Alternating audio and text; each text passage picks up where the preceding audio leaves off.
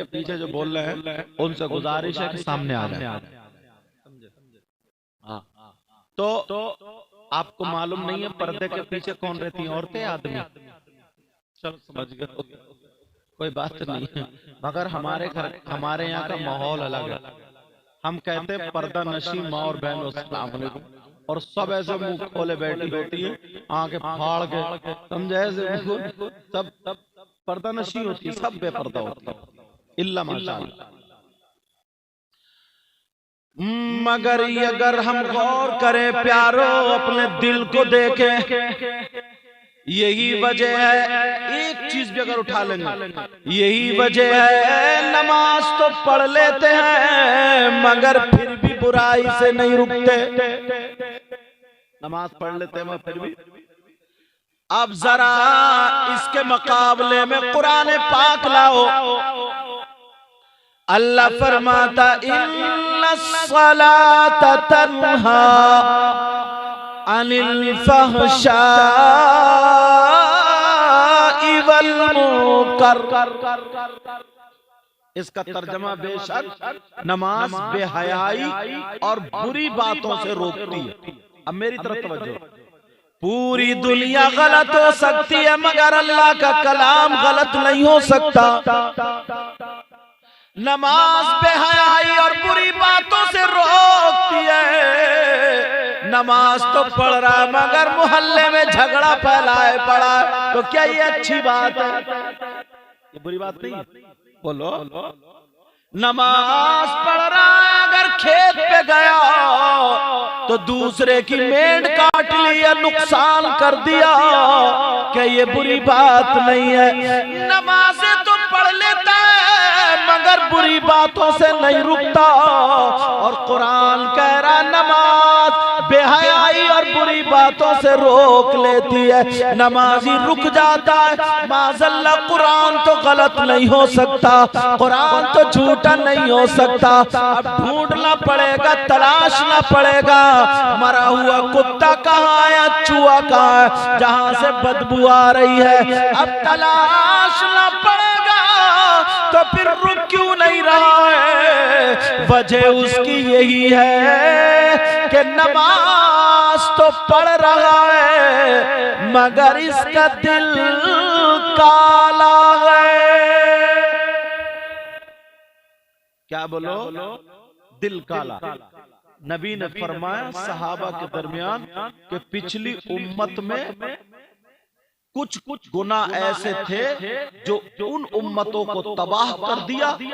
उन गुनाहों में से एक गुनाह मेरी उम्मत में भी ऐसा आ गया है, आ जाएगा, जो मेरी उम्मत को भी हलाक व बर्बाद कर।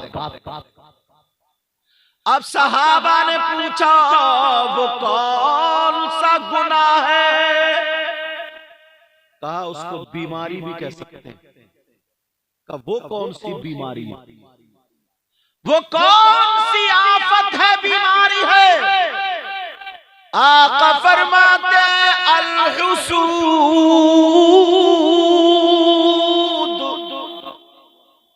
फरमाते ला यजतमिउ बैनल अब्दी, और एक रिवायत में ला यजतमिउ फी जौफिल अब्दी अल-ईमान वल हसद। आका ने फरमाया वो हसद है, वो बीमारी क्या हसद है। और औरतों के तो आदियों के फेफड़े खराब हसद की वजह से। कुछ भी नहीं है तो पड़ोसन ने अच्छे कपड़े क्यों पहन लिए, पहली बड़ी इसका बीपी हाई हो गया। जनाजे में दुआएं मग़फ़िरत के लिए गई, ढूंढ जलन के मारे मुंह टेढ़ा कर लेती। वो देखो कैसी पहने फिर रही है, वो देखो कैसी पहने फिर रही है। मुझे तो एक दिन का भी सुकून नहीं, इसी में ही बर्बाद। लेकिन नबी फरमाते हैं वो हसद है, हसद। और आका फरमाते हैं बंदे के दिल में, मोमिन के दिल में दो जमा चीजें इकट्ठी नहीं हो सकती। कौन कौन सी? ईमान और हसद। आका ने सहाबा ने पूछा आका हसद क्या है? नबी फरमाते ही अल्लाह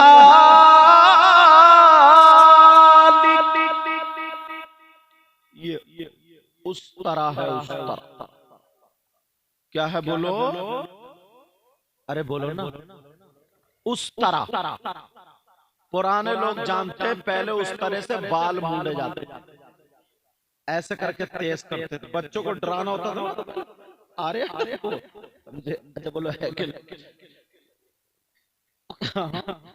उस तरह होता था, उस तरह बाल मूंडे जाते थे।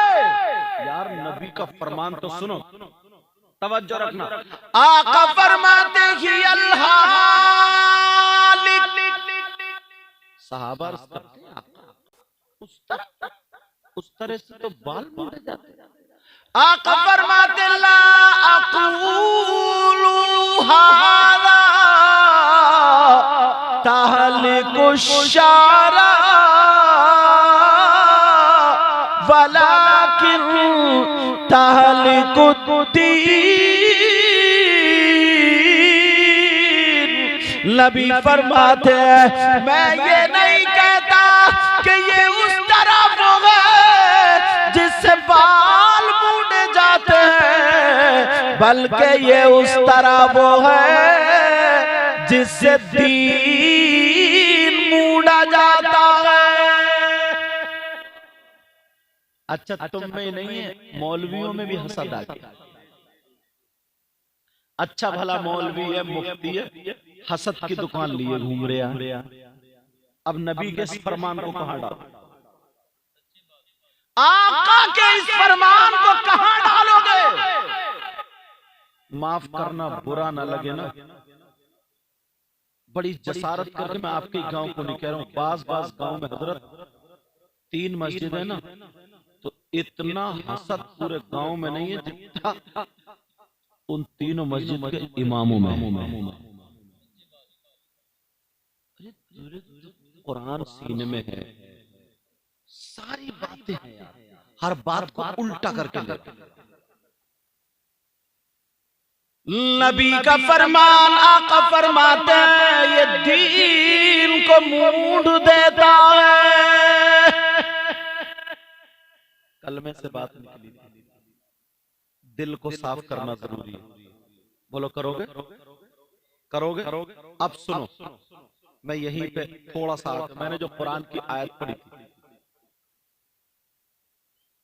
इमाम एक होता है या 2? एक वक्त मुसल्ले पर इमाम कितने होते? एक। समझते रहना। हाकिम कितने होते? एक। ड्राइवर कितना होता? स्टीयरिंग पे बैठा हुआ एक वक्त में एक। यही अल्लाह ने मर्दों और औरतों की जिंदगी में निजाम बनाया है। अल्लाह फरमाता अर्रिजालु कव्वामूना अलन्निसा, मर्दों को औरतों पर अल्लाह ने हाकिम बनाया। हाकिम, अगर कहीं शौहर गरीब है, लड़की मालदार घर की है, और घर में आकर के अगर हुकूमत चलाने लगी तो एक्सीडेंट हो जाएगा। शरीयत ने क्या बनाया? मर्द को हाकिम बनाया, हाकिम।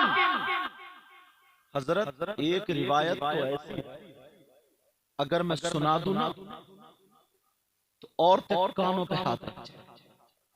नबी फरमाते हैं जरा सुनो, आका फरमाते हैं जो औरत कई साल से अपने शौहर घर में रह रही है ना, बात बहुत बड़ी नाशुक्री होती है, बहुत बड़ी नाशुक्री, और आकर के ये कह देती है मुझे शौहर के घर में सुकून नहीं मिला, मेरी जिंदगी बर्बाद हो गई, तो नबी फरमाते हैं उसके 70 साल की नेकियां इसी एक जुमले में बर्बाद हो गई।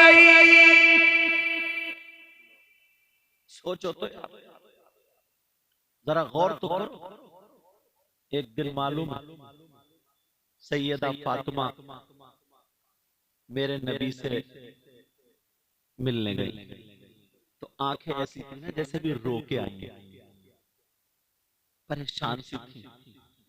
मेरे आका ने सीने से लगाया, कहा बेटी आज तुम्हारा थोड़ा चेहरा उदास है। कहने लगी अब्बा जान मैं बहुत बड़े जाल में फंस चुकी थी, अब्बा जान मैं बहुत बड़ी मुसीबत में फंस चुकी थी, अब्बा जान मैं बहुत बड़े इम्तिहान में फंस चुकी थी मगर निकल गई। तो फिर अब आपसे मिलने आई। कहा बेटी क्या? कहा अब्बा जान एक दिन हजरत अली में और मुझ में बातें होने लगी, और बातों बातों में बातें बढ़ गई, और हजरत अली मेरी किसी बात सुना रहा था। भाई शौहर है ना, हाकिम है, वो तो कह सकती थी कि मैं नबी की बेटी हूं, तुम्हारे बाप कहां नबी, मेरे बाप नबी। और मेरे नबी ने इतने लाड और प्यार से पाला था अपनी बेटी को, कायनात आका के लिए खड़ी होती थी, मगर जब फातिमा आती थी तो मेरे नबी खड़े हो जाते थे और फातिमा के लिए अपनी चादर बिछा दिया करते थे। अब्बा जान बातों बातों में हजरत अली भी बोलते रहे, मैं भी बोलती रही, बातों बातों में मुझे पता भी नहीं चला हजरत अली थोड़े से नाराज हो गए। अब्बा जान मैंने माफी के लिए हजरत अली को राजी करने के लिए हजरत अली के हुजरे के 70 चक्कर लगाए, तो हजरत अली ने मुझे सीने से लगाया और माफ कर दिया। मेरे नबी मुस्कुरा करके बोले बेटी अच्छा हुआ, अगर अली माफ ना करते तो तुम्हारा बाप मुहम्मदुर रसूलुल्लाह भी माफ नहीं करता। अल्लाह बरकत देता फरमाए। यार अपनी बेटी के बारे में, और हम और आप कितने दूर के, हम और आप कितने दूर के, सगी बेटी के बारे में कहा बेटी, कहा भजान। एक मर्तबा ना शादी के 3 दिन के बाद मैं सैयदा फातिमा की जिंदगी पढ़ रहा था, तो ये जुमला आया, आज बयान कर देता हूँ। सैयदा फातिमा की हजरत अली से शादी हुई। अब 3 दिन के बाद जब बुलाने जाते हैं ना बेटी, क्या करने जाते हैं? मेरे नबी फातिमा को बुलाने गए। अरे बस सुभान अल्लाह बोलो यार, आका बुलाने जाए और फिर भी अपनी बेटी भी लाजवाब, आका भी लाजवाब और दामाद भी लाजवाब।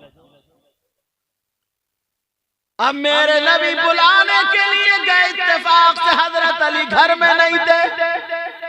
मैं पढ़ा ना इस चीज को, हजरत बड़ी तबीयत लगी यार, याद आ गई, बता दो। हजरत अली घर में नहीं, मेरे नबी ने बेटी को अपनी ना, देखूं कि तरबियत का असर इसमें पूरा आया या नहीं आया, ये जांचने के लिए मेरे नबी अपनी बेटी फातिमा के घर पहुंचे। अब फातिमा की पेशानी पे हाथ ऐसे रख के अपनी बेटी को देखो, अरे बाप का हाथ आ जाए, फिर आका जैसे बाप का बेटी के सर पे हाथ आ जाए, बेटी से रहा नहीं गया, बेटी चिपट गई। कहा मेरे लाल खुश हो ना, खुश हो?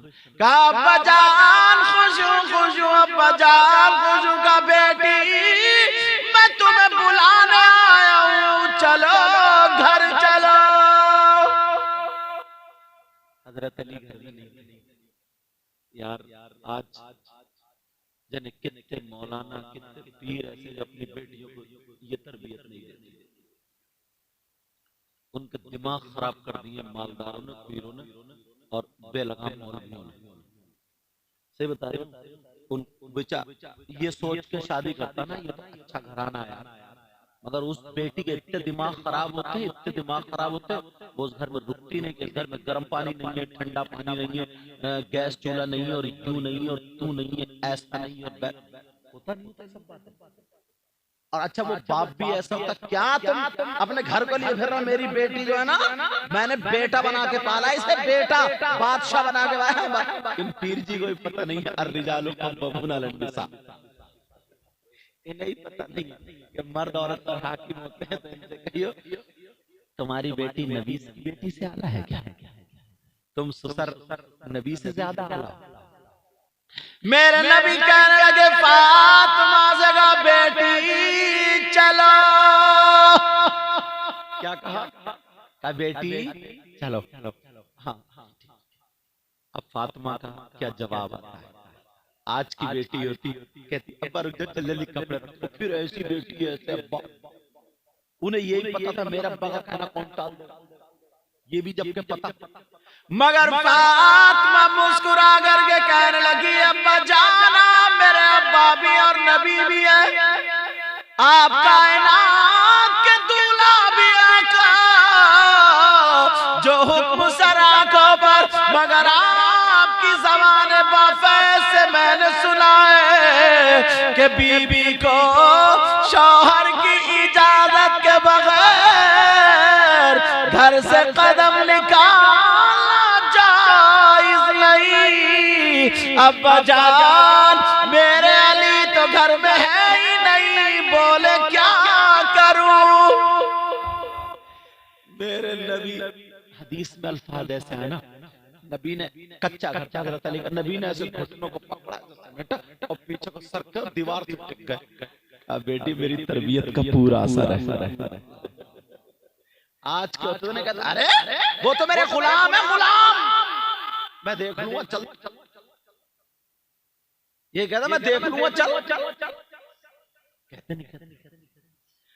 मगर क्या कहा बेटी तेरी वजह से मेरा सर ऊंचा हो गया,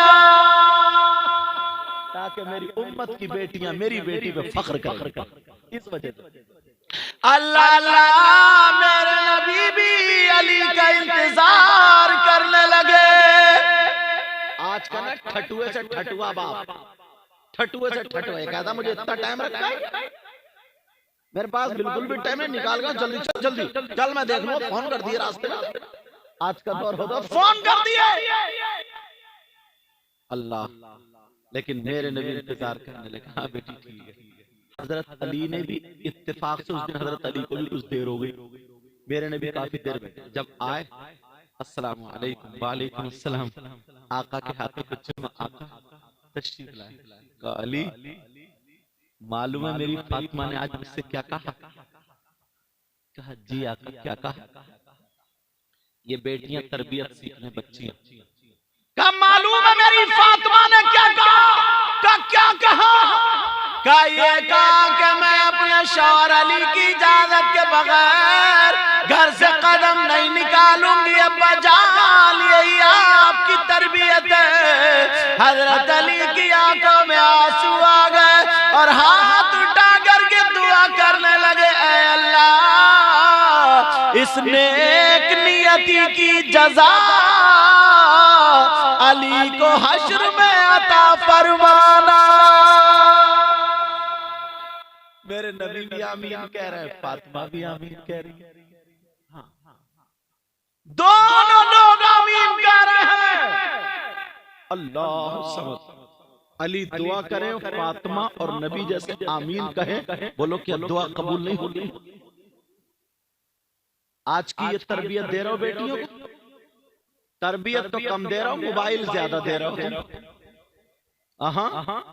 तरबियत वगैरह कुछ भी नहीं चल रही है, सबकी बेटियों को मोबाइल होंगे। मोबाइल तरबियत के लिए किताब दी जाती थी, कुरान दिया जाता था, अम्मा होती थी। अगर खड़े होकर पानी पिए तो अम्मा टोक दिया करती, नंगे सर चले तो अम्मा टोक दिया करती, बगैर पर्दे के बाहर निकले अम्मा टोक दिया करती, बगैर दुपट्टे के घर में ही रहे अम्मा तब भी टोक दिया करती। शरीयत के खिलाफ अगर कोई काम करे तो माँ टोक दिया करती थी। माँ तो माई क्या टोकेगी, अम्मा बेटी से ज्यादा लफड़ेगी। मेरे जुमले थोड़े कर रहे हैं लेकिन बात सच्ची। अम्मा बेटी से बड़ी लफंगी है। अम्मा चलती है बड़े बड़े गरारे फटर फटर करते हुए, बगैर दुपट्टे के वो बाल फैला के जैसे जा रहे हैं रीच। ये सर पे दुपट्टा रखेगी, कौन देगा तरबियत? बोलो। बेटियों का मोबाइल अलग है, अम्मा का अलग है, अम्मा का। ये 40-45 साल की हो गई अम्मा, इससे ये पूछो तू कौन से आसमान में तीर मारेगी? बूढ़ी घोड़ी नहीं लगाऊंगी। तूने जो इतना टशन बनाया, टशन, जो तू ब्यूटी पार्लर पे ये अपने उपले को संभलवाने गई है, तू इससे पूछने की बात है यार। ये अम्मा है अम्मा। नबी ने फरमाया सबसे पहला मदरसा माँ की गोद है, माँ की गोद। यार ये माँ होती है माँ। एक बात बताओ, लोग कह देते हैं यार तुम्हारे कल को तुम शादी में देख लो, कल को ये ना शादी, यही की बात लोग कहें, कल को शादी देख लियो, अगर 50 या 100 औरतें होंगी तो आधी से ज्यादा ऐसी होंगी जो आधी आधी नंगी होंगी। एक भी अल्लाह की बंदी ऐसी नहीं होगी जो ढंग के कपड़े पहने हो।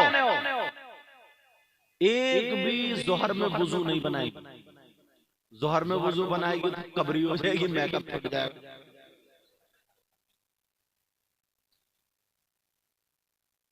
इस्लाम में आया है कि वुजू बनाने से चेहरे पे नूर आता है, इधर का नूर खत्म होता है।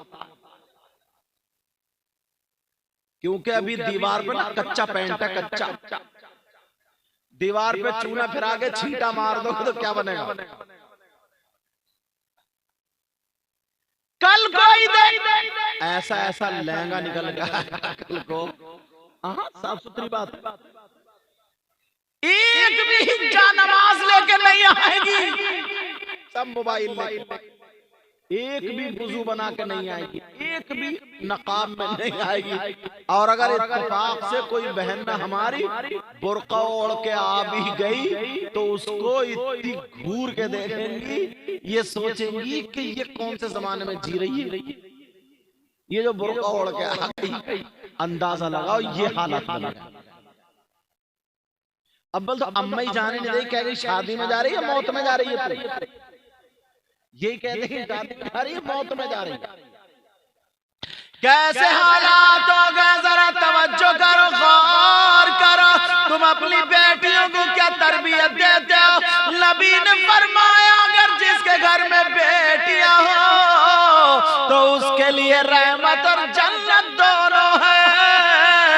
जब वो इस्लाम के तरीके पर बेटियां जिंदगी गुजारती हैं तो घर में रहमत बरसती है, और जब उनकी शादी कर देता है तरबियत करके तो माँ बाप जन्नत का हकदार हो जाता है।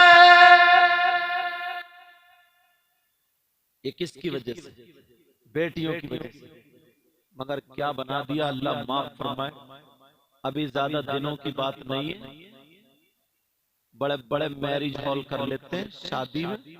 मैंने खुद देखा अपनी आंख से, मुझे वो बात याद आ गई यहूदियों वाली। कम से कम 15-20 लड़कियां, तवज्जो रखना, मैरिज हॉल होता है ना शादी हॉल, उसके गेट पे छट छट के 15 साल से 20-22 साल की उम्र, 15-20 लड़कियां, एक से कपड़े, एक से साड़ी, एक सा मेकअप, सब मेकअप कर करके, और हाथों में फूल की ढलिया लेकर के, उसमें पत्तियां तोड़ के फूल की, जो वेलकम वेलकम। तेरी वेलकम ना इस अम्मा अब्बा की निकलेगी कब्र में, जिन्होंने अपनी बेटियों, यार अच्छा मुसलमान की शादी थी तो मुसलमान की बेटियां नहीं थी, इस अब्बा को देखो कितना बड़ा बेहया है। सही बता रहे हो, कितना बड़ा बेहया इंसान है तू। 15 साल की से लेकर के 20-22 साल की बेटी, जो उसके दुपट्टे ऐसे अलग थलग ऐसे पड़े ऐसे, और मुझसे तो ओढ़ना भी नहीं आ रहा कैसे समझे, ऐसे उल्टे सीधे पड़े, और जो भी आ रहा है मुस्कुराए, उधर फोटो वाला ही फोटो चल गई, ऐसे चले फोटो चल गए। तो कभी कभी इधर का मुद्दा निकालेगी, कभी मुद्दा बोल रहा हूं मेरा इशारा समझ लेना। मतलब इतना गंदापन, इस बाप को शर्म नहीं आती। अब इससे ये पूछो, तूने अपनी बेटी को नाचने वाली नचनियों जैसा, हिजड़ों जैसा और कितना बुरा कहा, उनकी तरह तू रोड पे तो लिया है, जैसे वो जिस्म बेचने वाली औरतें नहीं होती। अब क्या कराएगा इन बेटियों, है समाज में सर उठाने के लायक, मगर एक भी अब्बा नहीं टोकता, और ये अम्मा तो कटवाने की। सही बता रहे हो मैं, मेरी तकरीर थोड़ी कठिन हो रही है, मगर सुन ले, ये अम्मा, तू अम्मा काहे के लिए बनी है भाई? ये अम्मा पागल है क्या? जीने की आड़ में खड़े होकर मोबाइल से कभी कपड़े इधर फेंक रही है, कभी इधर इठला इठला के आधा घंटा बात कर रही है। इस अम्मा को पता नहीं मेरी बेटी किससे बात कर रही है। पागल है क्या ये अम्मा? 3 रोटी नहीं खा रही है। चलो अब्बा अगर काम पे चला गया, कहीं बाहर चला गया, अम्मा को पता नहीं क्या ये? इस अम्मा को पता नहीं है मेरी बेटी आधा घंटे से मोबाइल पे किससे इठला इठला के बातें कर रही है। इस अम्मा को पता नहीं, सब पता है इस अम्मा को।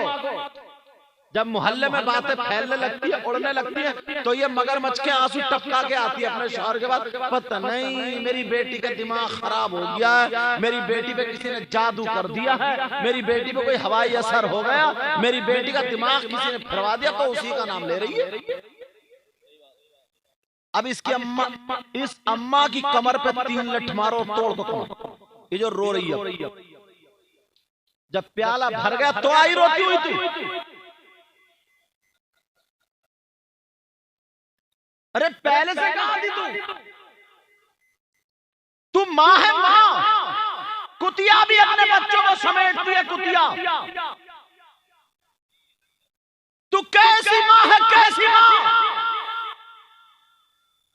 मेरी बातें थोड़ी कड़वी होती है, तेज होती है, मगर आज मालूम है तुम्हें, ये चैनल वाले लोग जानते हैं कितनी लड़कियां अपने घर